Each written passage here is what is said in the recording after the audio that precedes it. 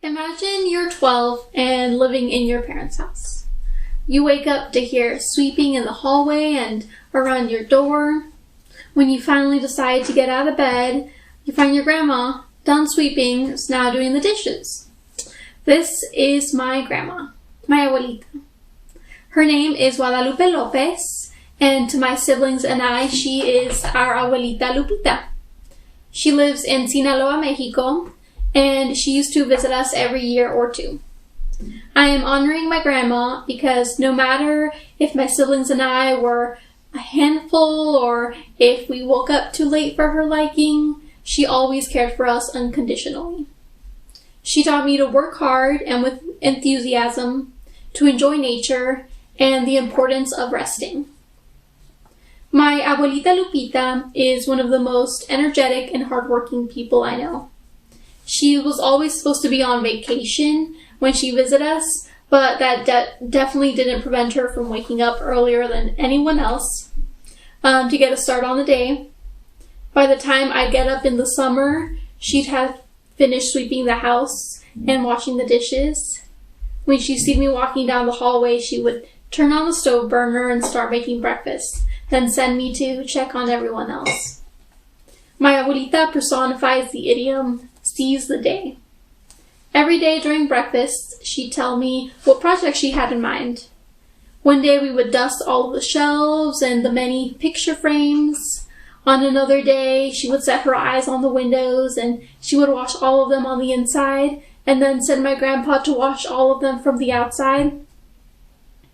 Once she asked me for paint and paintbrushes, and she and my grandpa got to painting all of my mom's terracotta pots.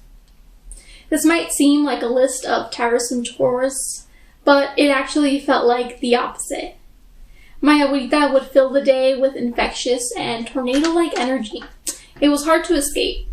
She takes joy in moving and in being active.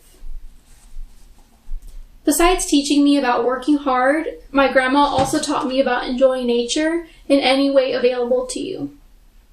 My abuelita Lupita and I would go on walks around our neighborhood every day.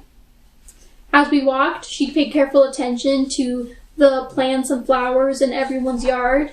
If she was ever stumped on the name of a flower, she would stop until she remembered what it was, or she would have me take a picture so that we could find out later. She was observant and excited about what kinds of flowers she'd see. I know her favorite ones because they would take her breath away and she would exclaim something, pointing them out in wonder. My abuelita made me appreciate the little things around us. Even if they were just front yard flowers in the suburbs, flowers and plants were something to treasure in her eyes.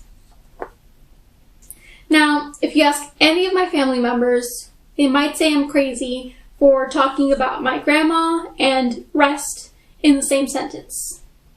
However, my grandma did teach me a lot about the value of rest. After making lunch and completing her project of the day, she'd like to set a folding chair under the shadowy tree of our front yard.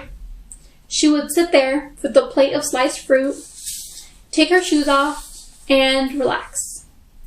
Other times, she'd pull out a deck of cards or the game of Trouble, and she would motion me to come over, and I knew it was time to sit down and play. My grandma was an energetic lady, but she'd make time in every day for herself. Whether it was painting her nails or playing some games or enjoying being outside, my grandma relished being able to relax.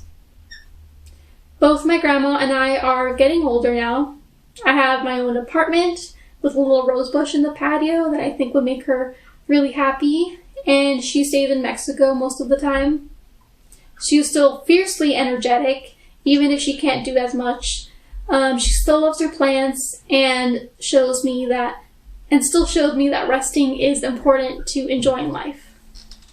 I am grateful to my abuelita Lupita for all of these lessons and for wholeheartedly taking care of us.